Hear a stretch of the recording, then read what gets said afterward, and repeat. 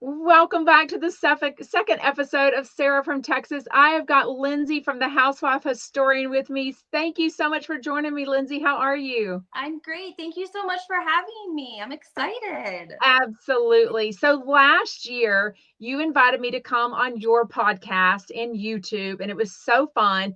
But I didn't really have until now with this podcast, I didn't really have the opportunity to invite other people back on because I have a Monday through Friday live interactive, fan chat, things like that. So it wasn't really conducive to having a guest. So I am so excited to have you on.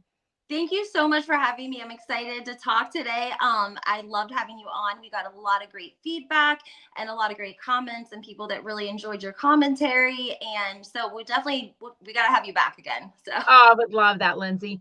Okay, so tell us what you mostly focus on. I know you are the housewife historian. Tell us also where all of your social is and your favorite platform. Where do you post the most? right now I'm kind of concentrating on my TikTok because I've been so busy and I wanted to focus on one platform and I love it there. So I've been trying to do like housewives and headlines and doing like quick recaps instead of like a podcast, doing like a 15-minute, I call it like housewives and headlines, Yeah. and just try to like concentrate on the headlines instead of just one recap or that sort of thing.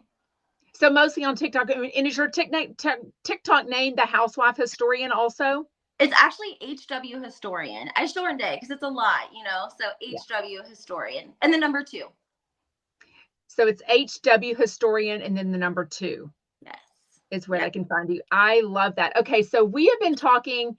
So, as you know, doing a fan account or a Bravo account, whatever you want to call it, content creators, you talked to me earlier about keeping your circle small. Tell me about that because I've been dealing with some lately.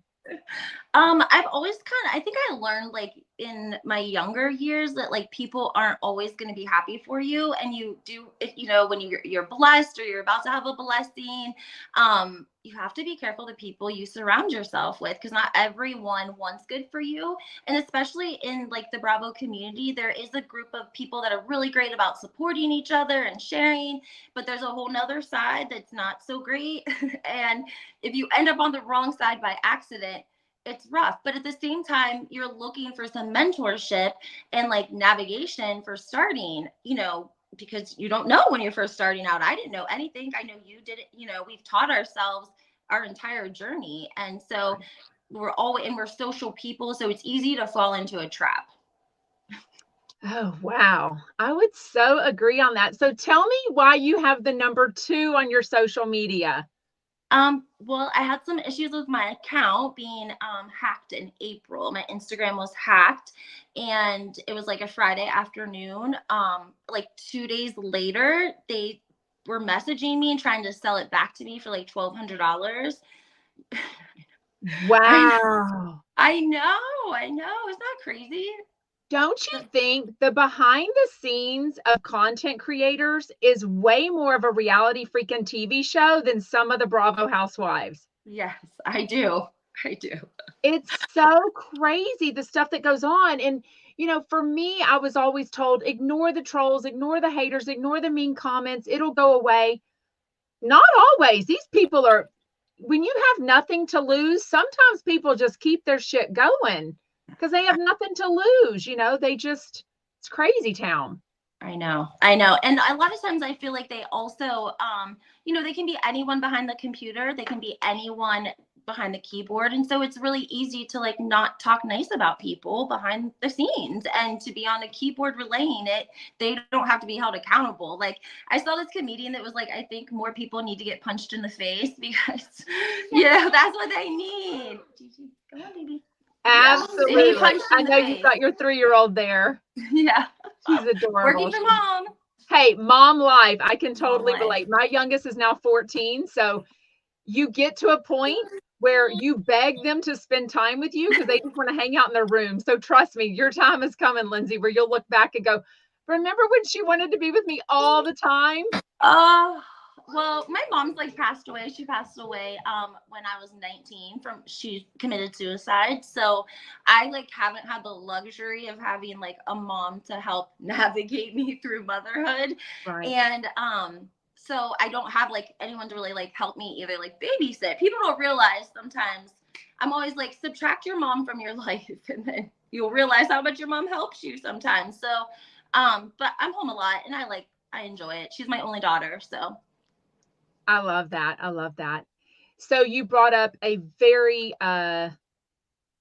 emotional, obviously, subject. I know you're okay talking about that. Tell me about how you went through your mom's suicide at 19 and Mhm. how that impacted your life and even your career now. Yeah. I mean, the post-traumatic stress from something like that. I mean, we're watching Kyle Richards go through that live in real time right now on the Real Mhm. Housewives of Beverly Hills because they're a good friend. And Sutton on there, her dad actually died from the same thing.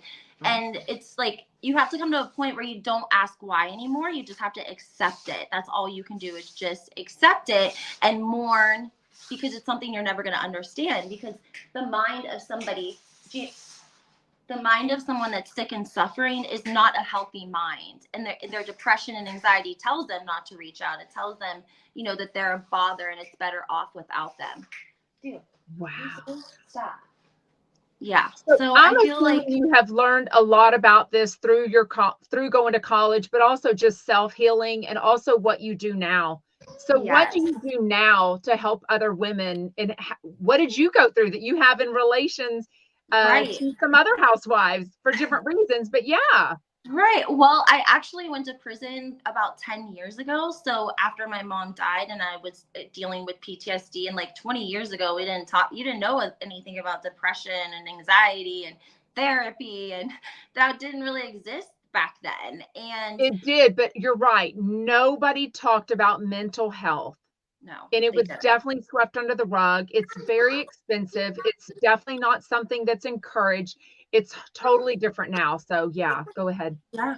I know and people didn't have insurance back then. Like if your family wanted to send you to rehab, like had to go on intervention or Uh-huh. something. Like you didn't Right, the get TV these. show. Yeah, you Yeah. didn't have the luxury of child care. Yeah, so No, it's okay. I got it. Make sure she's okay. okay, thanks.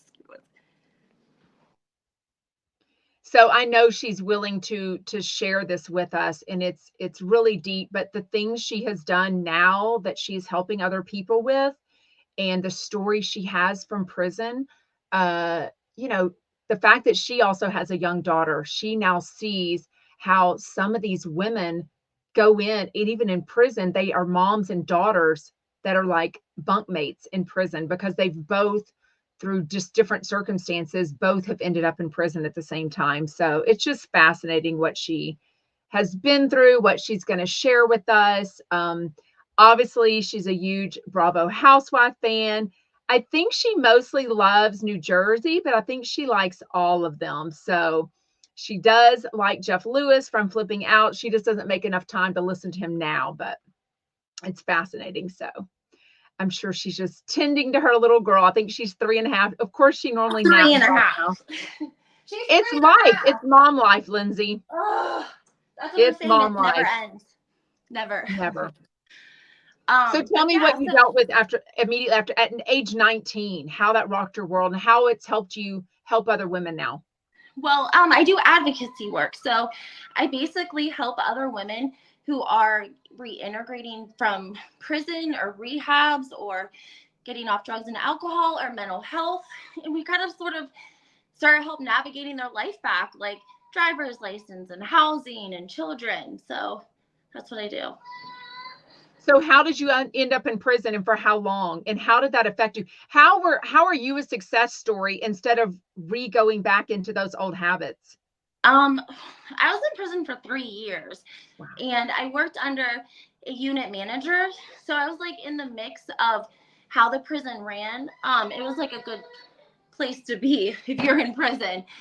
And I think that I just like learned hard work, and the 3 years away, like it was kind of like you appreciate everything so much more, and Yeah. you see so many sad stories in prison and moms and daughters, and it's just so sad. And I realized how blessed I was. So yeah. So you came out with a positive, like, I'm going to make my life better instead of reverting back to old habits. I think that I don't know. I think that good decisions like lead to good decisions, and it snowballs is what happens. Like you reap what you sow. That's like the law of nature, the law of God. Like you are going to reap your harvest of this, what you do, and you have to start making good decisions, and then that will snowball into more good decisions, and Yeah, you just keep pushing forward. So I love that. So we know that Teresa has talked about being in prison. Do you think she gave a realistic view of being in prison, or? she said it was scary. Yeah, She said it was scary. It's scary. It's not. it seems like she was just doing yoga every day and like, I don't know. I mean, from the outside, I guess, but like you're in such a controlled environment, like Yeah. you're away from everyone that you love, and you're told when to eat and when to sleep, and you can't be outside at night. And you're just, it's rough because you're dealing with so many other personalities in a really small space too. Because just because you're normal or you have good, clean hygiene doesn't mean that the people around you are going to, right? So, Oh, I didn't even think of yeah, hygiene. Wow. yeah. What can you tell us about how they rehabilitate either for drug abuse or alcohol abuse, mental health issues? How do you think, is there a Um, lot of help needed in the prison system for yeah. that? Yeah. Because there's a lot of private prisons, and people don't realize that private prisons are like an industry. And so also the prisons are so overcrowded, the programming it goes off of like how long you're going to be there, like you only qualify for certain things. And I would say that there was probably more rehabilitation on the outside too, because from prison they could just release you with like your money. You're bad, and they take people to the bus station, and that's that. That's So that really happens. Yeah. I was fortunate, again, blessed to go to what's called like a transitional control, because I had done 3 years already. Okay. That put me at a higher like option to go. And so Okay. that is like a lockdown facility where you start to like work, and you pay them 20% of your gross income while you're there. But they're also Okay. getting paid from the state for your housing, because you're still considered a warden of the state until your sentence is up. Yeah. So that So was all part of your 3 years, or? yeah, that was my last 6 months. Okay, that was all part of that. Okay. Yep. Wow. Okay, so you get out of prison, you get your degree in, what are you doing now? So I actually don't have my degree. I have a certification in what I Okay. do now, which is my advocacy through the Mental Health Board and Addiction Services. Um, and I've been doing this for like, I think I got my, like in 2019, maybe, or 2020. So this wasn't really a position that, it came around. The more rehabilitation that came to the area, the more like rehabs and clinics and those sort of services in this area, they weren't always there. Like I said, 10 years ago, there wasn't detox centers and IOPs and sober houses and quarterway houses. There Okay. wasn't all of that. And if there was, it was, only available to a very limited amount of people. And so now that there's lots of those in the area, and they're bringing a lot of recovery and putting money into the community, because there's such an epidemic where I live, that it's helping. So it's created a like need basically for us. Wow. So, through the Housewives, like you watch all the franchises, right? Do you have favorites? Do you have any that you don't watch? No, I love and respect all housewives. Not equally, but I love New Jersey. That was like my favorite. I've always loved Teresa. I've met her a couple of times, and I was on her Namaste Bitches podcast. Oh, I was at cool. their live event, and that they filmed back in, when was that? April, I think. Was it April? Or I can't remember. Wait, no, that's not right. I can't remember when their Namaste Bitches live event was, but it was in October-ish maybe, and it was a good time. She's always so sweet. I Good. met Melania and Gia, her two daughters, and Yeah. they are like so precious, just like they are in the show. So nice, so respectful. Their oldest daughter's like might be going into law because her dad Yeah, was deported, and so she she is. has taken an interest into like immigration law. So I was Yeah. kind of talking to her a little bit about that, and they're just a lovely family. I love that. So I met Melissa her podcast co-host at BravoCon last year. So yeah, she's very nice. Nice. Yeah. Nice. Yeah, so So nice. when you said sober house, that immediately made me think of Whitney from Salt Lake City's dad. Honestly, that was the first time I really thought about or had, I don't want to say experience because it's a TV show, but it is a reality TV show. And like you, I get invested in these people's lives. I mean, I want them to do better. I want to know what's going on. So that was the first time I really realized, oh, right now, people still live in sober houses. And I don't know what's going on with her dad and the relationship now. It almost doesn't seem great, does it? Mm-mm. Yeah. It does not seem good at all. Like I don't know. There was kind of like some alluding going on, but not all the way. So I don't know what maybe, I mean, I don't think she talks to her mom barely, does she? Yeah, it seemed like even on the last couple of episodes, she was talking about how, I mean, I almost think she went 10 or 16 years. It's a long time without really talking to your mom. I don't even think they were texting on Christmas Day and stuff like that. Yeah. Yeah. So I don't know. Maybe her childhood wasn't great and she's kind Oh, of broken. yeah, Yeah. that kind of became her storyline, right?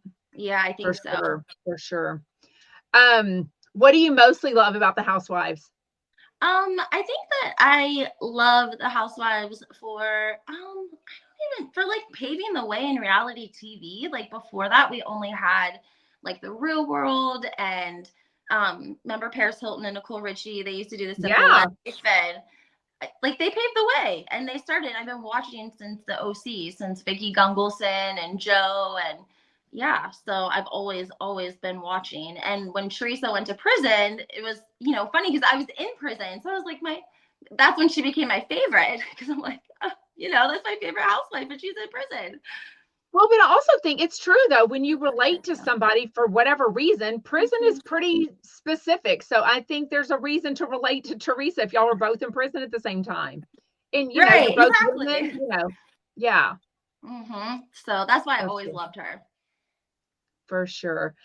So Vicki Gunvalson was on Jeff Lewis Live this week, and he of course asked her about why are they not having you on as a full-time housewife?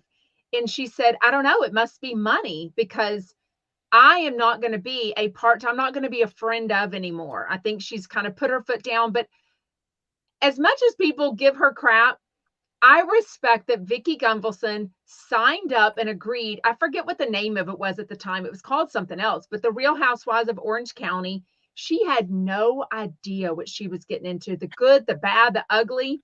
So she really is an OG.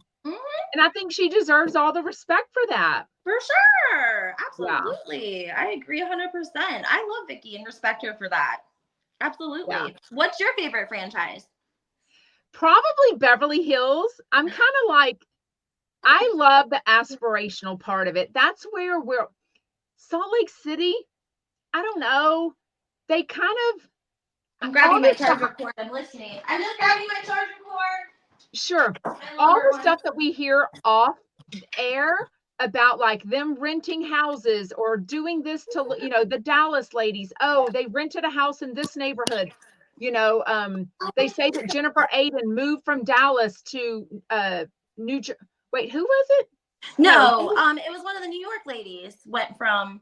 I know who. Now my brain went blank. But when these people now 20 years later, or 15, 20 years later, I do understand the housewives know much more about what they're getting into. Yes, so now absolutely. I feel like they need to rent that house that maybe they really can't afford. I don't want to know that. I want to think we're just all rich, living this amazing lifestyle. I do want the real parts of it. I mean, the percentage of people that are a housewife and either get a divorce it's pretty high. So it seems as if they come into the show either with a marriage on the rocks or it gets on the rocks for whatever reason. So I do like the real parts of the housewives and I want to see all of that. But I really do want aspirational. I want rich women that are carrying purses that I would never in a lifetime buy. I agree with you, but the hard thing about that is that like Bravo loves a housewife that's kind of living beyond their means, because when you get women like Kathy Hilton that are so wealthy that don't need Bravo, or that even Bravo's probably scared of the Hilton name. Like they weren't going to turn on Kathy no matter what. Just Right. like they wouldn't probably turn on like Cameron Westcott. Like she has a lot of family money and political, Oh, okay. Yeah. and so I think that Bravo, I don't know. They just, if you have too much money, you're not a great housewife, because if you don't like something, you'll just quit mid-season. I mean, we never saw Diana from Beverly Hills again. Or like you just will be boring and suck. I mean, you never know. Or Yeah. something, there could be a huge scandal and Bravo will just not air any footage of it. And the audience is kind of left, out in the blue. So I also wonder if you have that much money and reputation and, your businesses or your family businesses are on the line, you may not put all your mess out on the line like some people will. What do you think? absolutely not. No, you wouldn't. No, because I feel like you wouldn't have to. Yeah. We need housewives that work, that want to work. I mean, a lot of times I look at these housewives and I think, why are they doing it? Especially if they had fame and money already, then why are they putting themselves out there? Because I almost think at this point, the negativity and the invasion of privacy, it's it's crazy, especially with social media.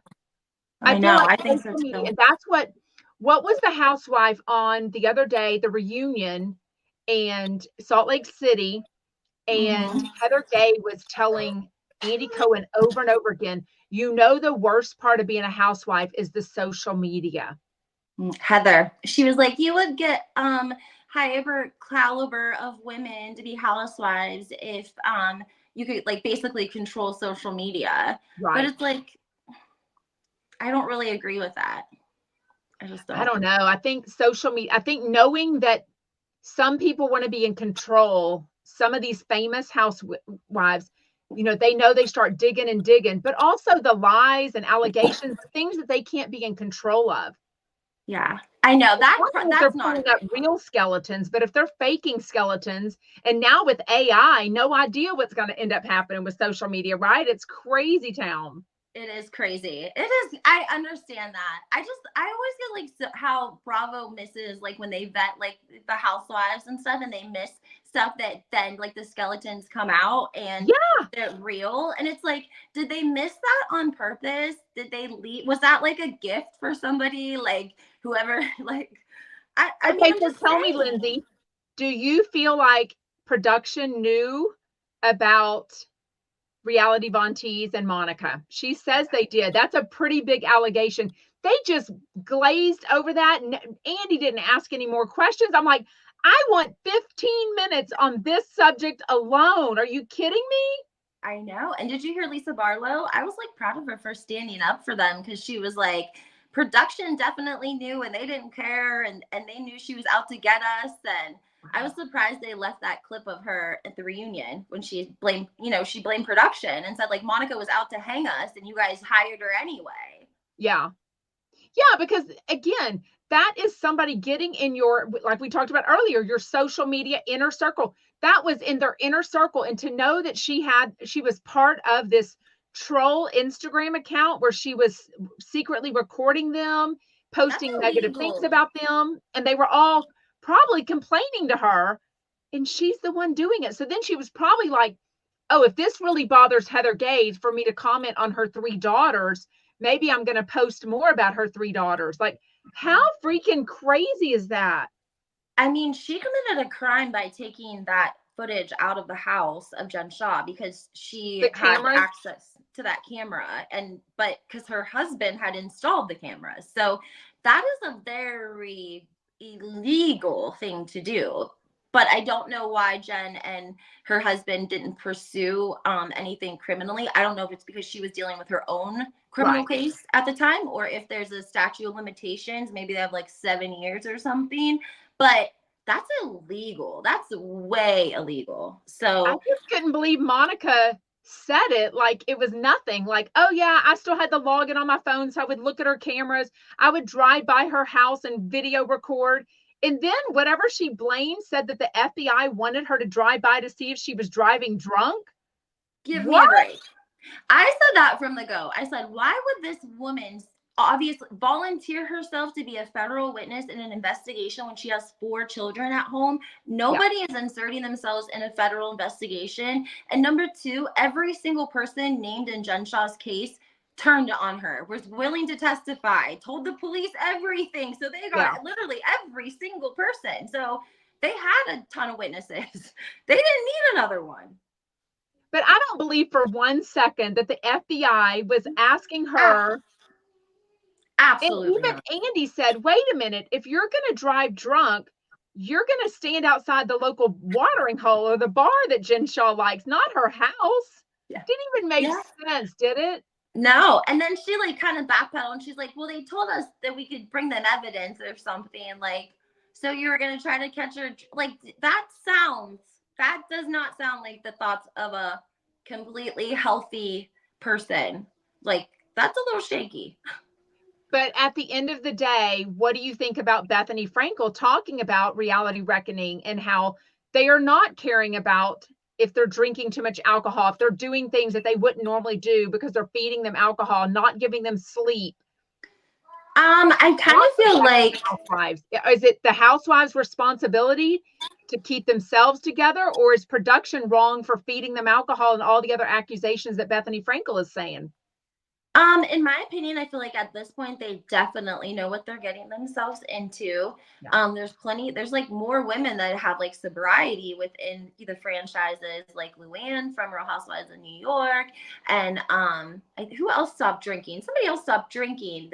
Gina from Real Housewives of Orange County, Kyle from Beverly Kyle Hills. Richards. Yeah, so it's like it can be done, and we have to remember, like, Bethany came out and she's made a great point. Like, the Real Housewives Ultimate Girls Trip, it's desperate housewives desperate to get their job back. Like, what's more desperate than a desperate housewife trying to get her job back? Like, they will do anything. They don't need alcohol. Like, I feel like alcohol is like their little excuse maybe when they look like look not so great to the public after something airs. Oh, they were like drunk or whatever. But I mean, I don't think they're going to unionize.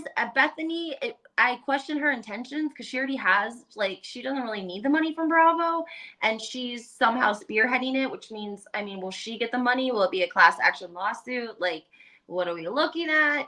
And I think by now, like, you should know what you're getting into with reality TV. Like, they're not 20 years old. Like, they're 55 or 60. Yeah. So, I mean, and honestly, at this point, it seems like she hasn't, I don't know where it's at legally, but it doesn't seem like all these reality stars that she thought was going to rally behind her and go against all the TLC and the Bravo production. Did you watch What Happens Live last week when Lala Kent was on with Michael Rappaport? Somebody called in and asked her, do you think it was right of you to reach out to Rachel Leviss? And then she said, well, she never answered me back, but it was all, the universe protecting me, because if I would have known that she was going to go on with Bethany Frankel's podcast, I would have never reached out to her. So she was very much sitting right beside Mr. Andy Cohen, daddy himself. And she was like, look, I would have never reached out to her had I known she was going to align herself with Bethany. See, that speaks volumes. That spoke volumes to me. Volumes. Like, they know, like, and producers, like, to really blame producers is kind of shitty, because some of them are just like, they're like the Carlos Kings of the world. They're making like minimum wage and they're working holiday. Not all, just because you're a producer doesn't mean you're making the big bucks. Like, you're not an exec, a VIP. Right. And just like Andy Cohen said, it was not nice of Heather to try to joke about that she got her black eye from production. It's not cool to blame production for the reason that you're drunk. Why do you think she didn't get enough crap about that? That to me was a huge lie. I don't even understand. Why was she saying she was scared of Jen Shah over that? And she never explained. She says, we don't even know what happened. Were you drunk and having fun? Were you? Why is that embarrassing to say? Why are you saying you're afraid of Jen Shah over her punching you? Yeah. Jen Shah should have been afraid of that information getting out, not Heather Gay. And Jen Shah's in contact with some people on the outside. My friend NYC Gal Out, she hosts me on Thursdays. Her and Jen communicate, and Jen said that's absolutely not true.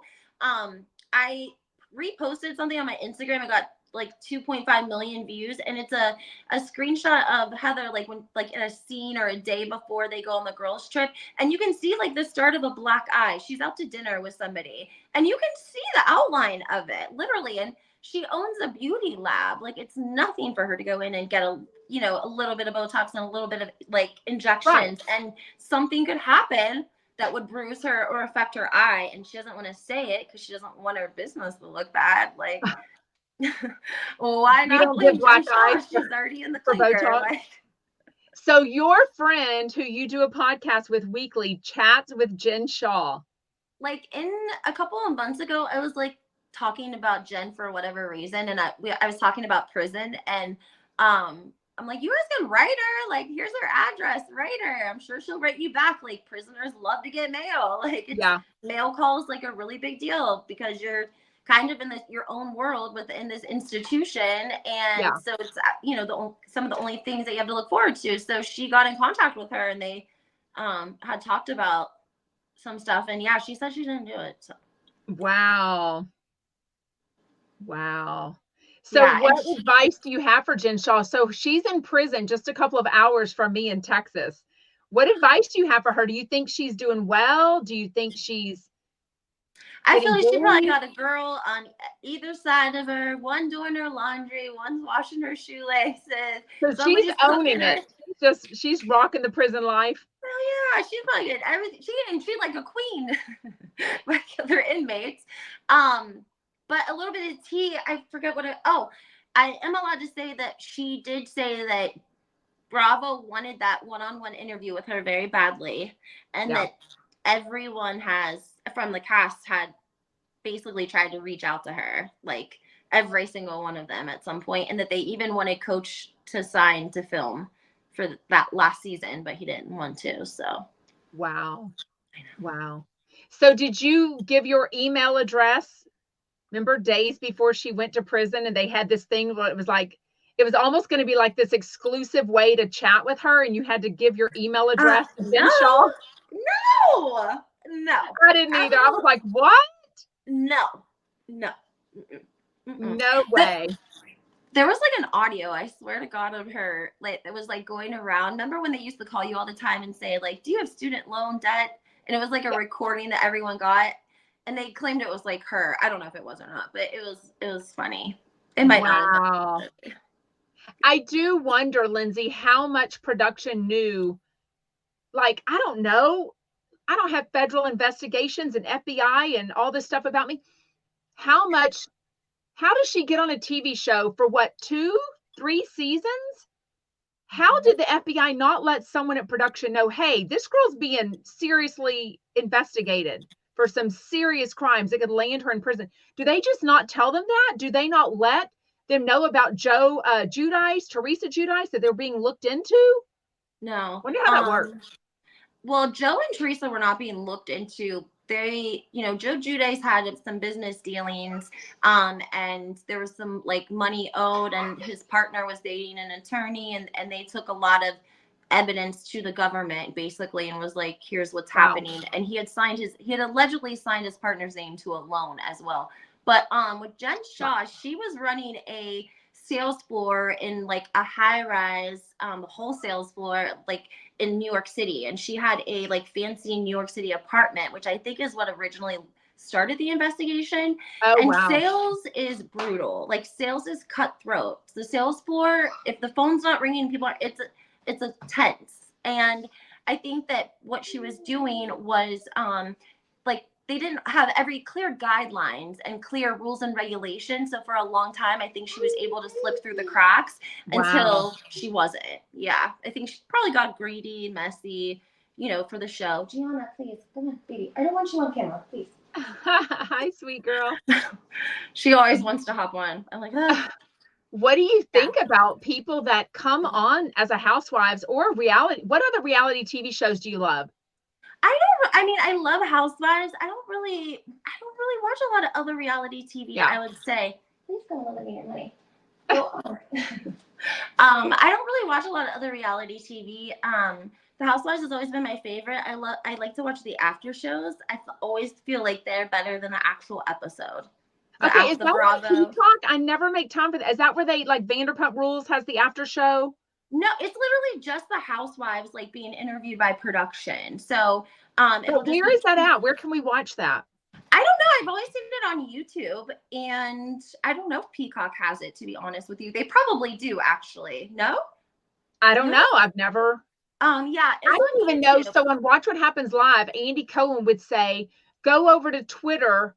We're live and watch the after show." I would wait till it went up on WWHL Bravo on their YouTube and watch it because I Oh, never knew okay. how to go to Twitter. Now I guess I know how to go to Twitter, but I think now they're on Facebook Live. So I don't know. Everyone's moving. Everyone's moving around. I can't keep up with all the I platforms, know. the streaming, where it's recorded, a podcast. Oh my God, it's so much, right? So much.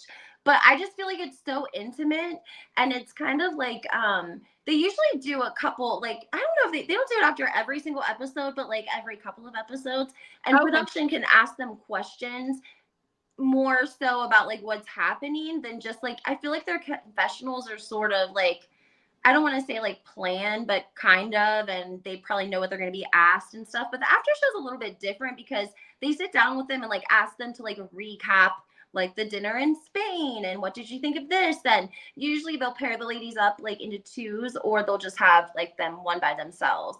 So I love the after show. I've got to figure out where that's at because I just saw that Ariana was given some tea after the first episode of Vanderpump Rules season 11, and it was on this after show thing. And I was like, where is that? Where can I watch that? I don't even know where it's at.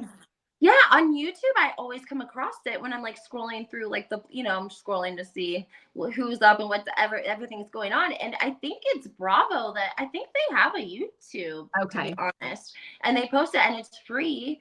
And it's like probably sometimes a half hour long. So like I said, it's better than the episode.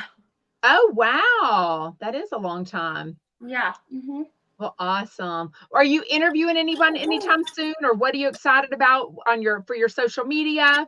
I am excited for the weather to change. I'm gonna be concentrating, like I said, on my TikTok.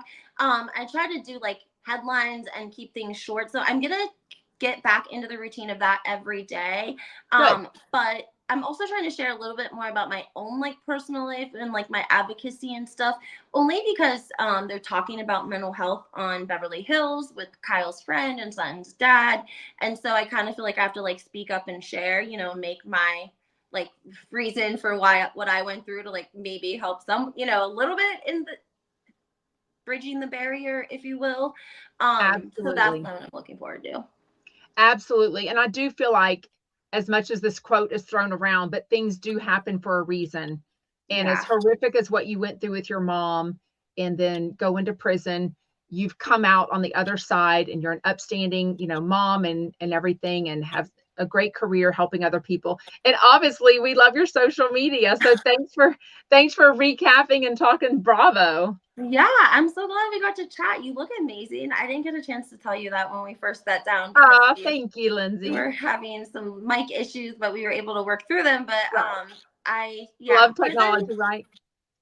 We're prison going was to wrap it up definitely so we can crazy. all get on with our day, but remind everyone where they can reach you and your social media handles also. Sure. So you can find me at the Housewife Historian on YouTube, and then you can go to my Instagram channel page, and TikTok and Twitter with H as in housewife, HW Historian, and the number 2.